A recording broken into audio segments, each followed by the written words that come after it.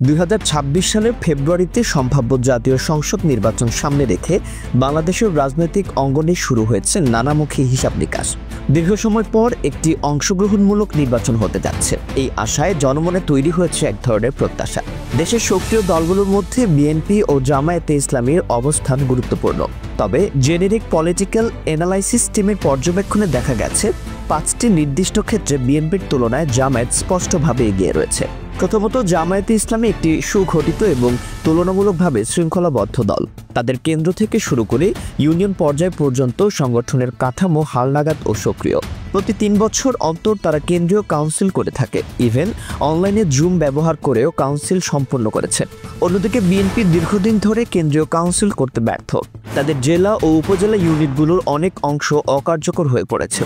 একই সঙ্গে বিএনপির অন্তকলহ ও দলীয় সহিংসতা নেতিবাচক প্রভাব ফেলছে, যেখানে জামায়াতে তেমন কোনো দ্বন্দ্ব নেই।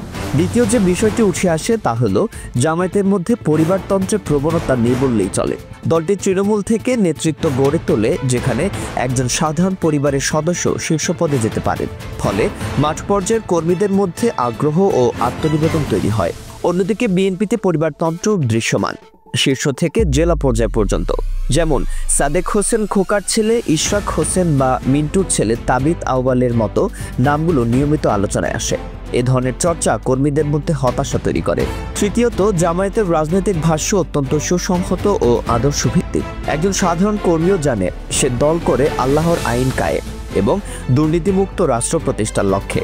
অন্যদিকে বিএনপির রাজনৈতিক বয়ান অনেক সময় আবেগ নির্ভর হয়ে পড়ে। অনেক কর্মী জানে না সে ঠিক কোন দর্শন বা আদর্শ নিয়ে ভোট চাইছে। এমনকি তাদের বক্তব্যের মধ্যে অমুক ভাইকে জেতাতে হবে জাতীয় স্লোগান বেশ দুর্বল বলে গণ্য হয়। চতুর্থ কারণটি হলো বাংলাদেশ এখন ডেমোগ্রাফিক গোল্ডেন এজে রয়েছে, অর্থাৎ অধিকাংশ ভোটার তরুণ। জামায়াত এই বাস্তবতাকে গুরুত্ব দিয়ে নেতৃত্বে তরুণদের সুযোগ দিয়েছে। দলের বড় অংশের বয়স 45 বছরের নিচে, ফলে তারা তরুণদের ভাষা ও মনস্তত্ত্ব বুঝতে পারছে। অপরদিকে বিএনপির পুরনো মুখগুলো তরুণদের কাছে আকর্ষণ হারাচ্ছে। নারীদের ক্ষেত্রেও জামায়াত ধীরে ধীরে নিজেদের গ্রহণযোগ্যতা বাড়িয়েছে। অতীতে নারীরা যে ভয় পেত জামায়াত ক্ষমতা এলে স্বাধীনতা খর্ব হবে, এখন অনেকে মনে করেন দলটি বাস্তবতাকে বুঝে এগোচ্ছে। বর্তমানে জামায়াতের সদস্যের মধ্যে 45% নারী, এটি একটি বড় অর্জন। সবশেষে বর্তমান রাজনীতিতে সোশ্যাল মিডিয়ার প্রভাব অত্যন্ত গুরুত্বপূর্ণ। জামায়াত এবং তাদের ছাত্র সংগঠন শিবির অনলাইন প্রোপাগেশন ও প্রেজেন্টেশনে অত্যন্ত সক্রিয়। তারা কোনো বেতন ভিত্তিক প্রচারণা না করেও তরুণ শিক্ষিত জনগণের কাছ থেকে স্বতঃস্ফূর্ত সমর্থন পাচ্ছে। অনলাইন অ্যাক্টিভিস্টদের মাধ্যমে তারা দলীয় বার্তা ছড়িয়ে দিচ্ছে।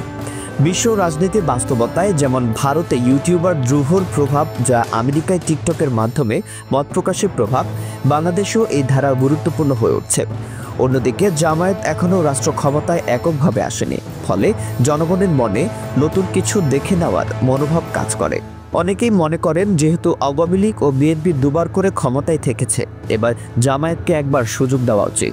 এই 5টি দিক সংগঠন, পরিবারতন্ত্র বিরোধিতা, স্পষ্ট বয়ান, তরুণ ও নারী ভোটার আকর্ষণ এবং অনলাইন প্রচার আগামী নির্বাচনে জামায়াতকে বাড়তি সুবিধা দিতে পারে। তবে নির্বাচনের ফলাফল নির্ভর করবে আরও অনেক জটিল রাজনৈতিক সমীকরণের উপর।